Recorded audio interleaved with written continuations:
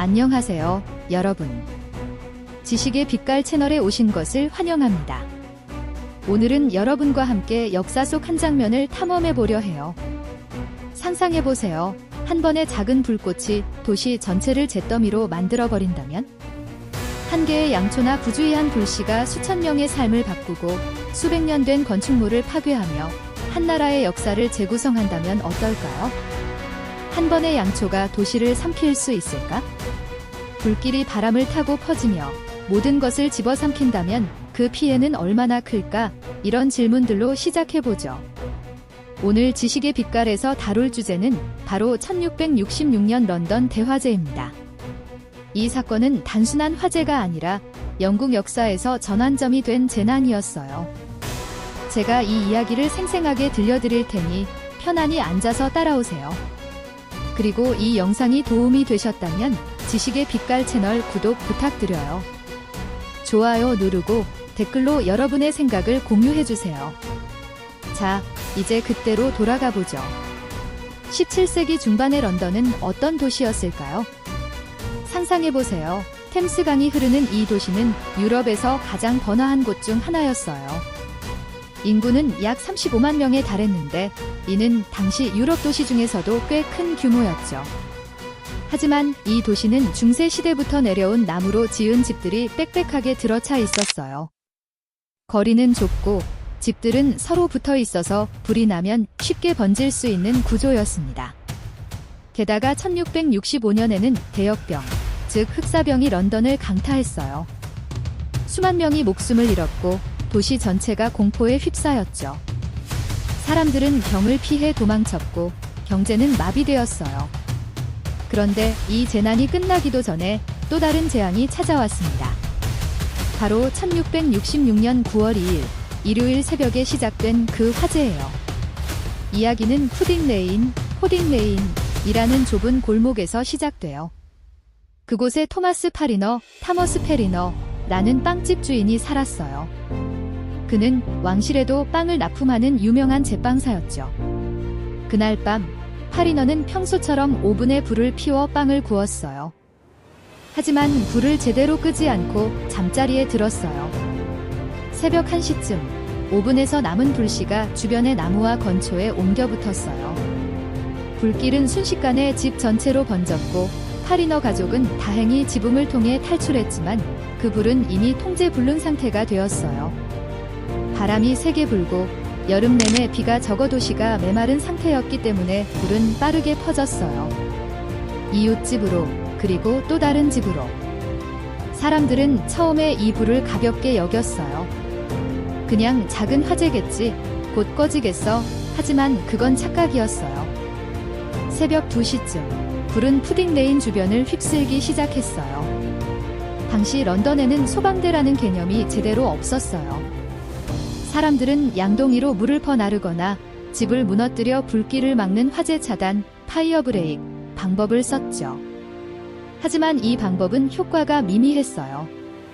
시장님인 타머스 블러드워스는 현장에 도착해서 직원 여자 하나가 오줌으로 끌 수 있는 불이야 라고 말하며 대수롭지 않게 여겼어요.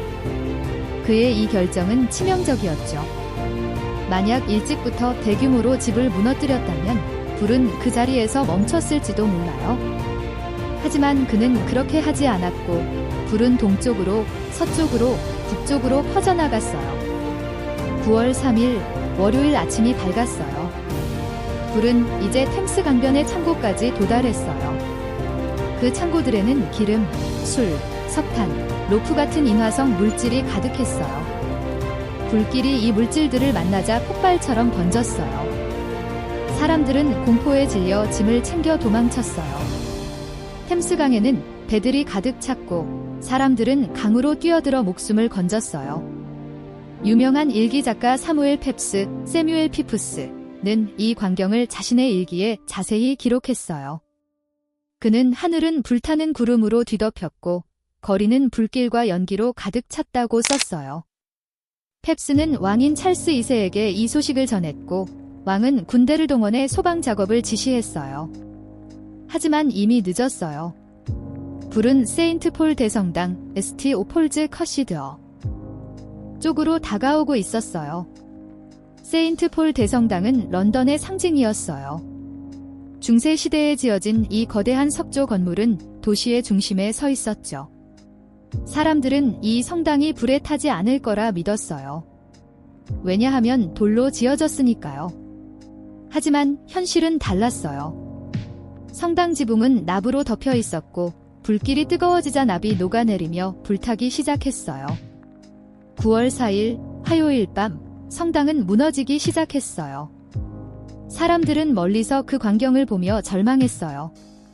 신이 우리를 버렸어 라는 비명이 들려왔어요. 불은 이제 왕립거래소 로얄 익스체인지와 길드홀까지 삼켰어요. 이 건물들은 런던의 경제 중심지였어요. 상인들은 재산을 잃고 도시의 무역이 중단되었어요. 이 화재 동안 사람들은 다양한 이야기를 만들어냈어요. 일부는 프랑스나 네덜란드의 적들이 불을 지른 거라고 믿었어요. 당시 영국은 네덜란드와 전쟁 중이었으니까요. 라버트 휴버트라는 프랑스 시계공이 체포되었어요. 그는 고문을 받고 내가 불을 질렀다고 자백했어요. 하지만 나중에 밝혀진 바에 따르면 그는 화재가 시작된 날 런던에 도착하지도 않았어요. 그럼에도 그는 교수형에 처해졌어요. 이는 당시의 공포와 편견을 보여주는 슬픈 이야기예요. 불은 9월 5일 수요일까지 계속되었어요. 마침내 서쪽으로 불던 바람이 약해지면서 군대가 화재 차단을 성공적으로 만들었어요. 왕의 동생인 요크 공작 훗날 제임스 2세이 직접 현장을 지휘했어요. 사람들은 지쳐 쓰러질 지경이었지만 마침내 불길이 사그라들었어요. 화재가 끝난 후 런던은 잿더미가 되었어요. 13,200채의 집이 불탔고 87개의 교회, 그리고 수많은 공공건물이 파괴되었어요. 도시의 80%가 사라졌어요. 공식 사망자는 6명으로 기록되었지만 실제로는 수백, 어쩌면 수천 명이 목숨을 잃었을 거예요. 왜냐하면 가난한 사람들은 기록되지 않았으니까요. 많은 사람들이 연기에 질식하거나 불에 타 죽었어요. 화재 후 런던은 어떻게 잔잔한 배경음악 회복되었을까요? 시작. 안녕하세요. 이는 또 다른 흥미로운 오늘은 이야기예요. 1666년 런던 대화제에 찰스 대해 2세는 즉시 알아보겠습니다. 재건 계획을 세웠어요. 1666년 그는 9월 2일 새벽 크리스토퍼 런던의 한 빵집에서 렌이라는 작은 건축가를 불꽃이 임명했어요. 시작되었습니다.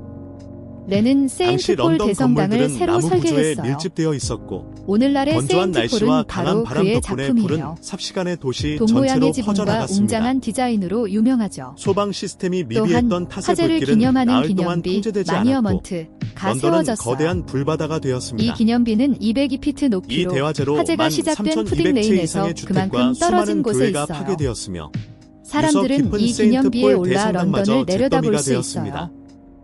하지만 런던 재건은 쉽지 시가지의 거의 않았어요. 80%가 소실되었고 수많은 사람들이 수많은 집을 이재민이 잃고 발생하며 노숙자가 되었어요. 도시는 큰 혼란에 겨울이 빠졌습니다. 다가오면서 추위와 굶주림으로 하지만 많은 이 사람이 재앙은 죽었어요. 런던을 완전히 바꾸는 계기가 경제적으로도 되었습니다. 타격이 컸어요. 화재 이후 무역이 중단되었고 런던시는 나무 대신 상인들은 벽돌과 파산했어요. 석재를 사용하는 새로운 게다가 건축 재건 규정을 비용을 도입하고 마련하기 위해 도시를 세금을 재설계했습니다. 올렸어요. 이로 인해 이로써 불만이 런던은 쌓였어요. 더욱 안전하고 이제 위생적인 법적 현대 측면으로 도시의 넘어가 기틀을 보죠. 마련했습니다.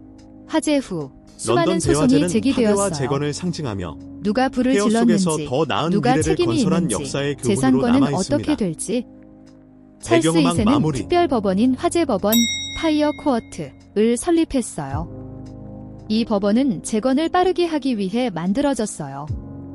판사들은 매일 모여 소송을 처리했어요. 보통 재판이 몇 년 걸릴 수 있지만 이 법원은 몇 주 만에 결정을 내렸어요. 예를 들어 임대인과 세입자 간의 분쟁을 중재했어요. 집이 불탔으니 임대료를 안 내도 돼 같은 문제요. 이 법원은 1670년까지 운영되었고 수천 건이 소송을 해결했어요. 덕분에 런던은 빠르게 재건될 수 있었어요. 화재는 런던의 도시 계획에도 큰 변화를 가져왔어요.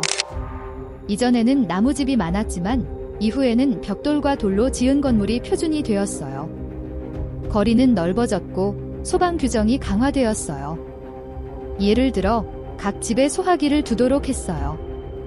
이 변화는 현대 런던의 기반을 마련했어요. 만약 이 화재가 없었다면 런던은 여전히 중세 스타일로 남아 있었을지도 몰라요. 이 화재는 문화적으로도 영향을 미쳤어요. 사무엘 펩스의 일기는 이 사건을 생생히 기록한 귀중한 자료예요. 그는 불이 난 날 자신의 치즈와 와인을 땅에 묻어 보호했다고 해요. 이런 개인적인 이야기들이 역사에 생명을 불어넣죠. 또한 이 화재는 문학과 예술에 영감을 주었어요. 많은 소설과 그림이 이 주제를 다뤘어요.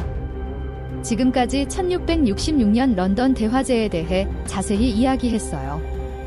작은 불씨가 어떻게 도시를 파괴하고 다시 태어나게 했는지 보셨죠?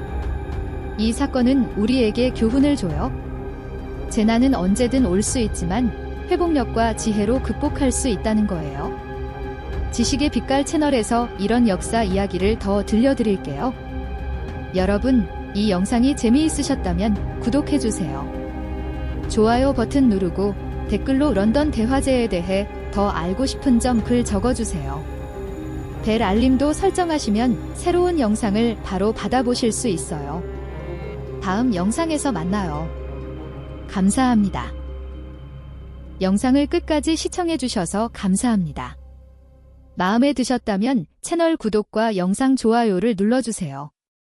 여러분의 응원에 힘입어 더욱 유익한 콘텐츠를 제작할 수 있습니다.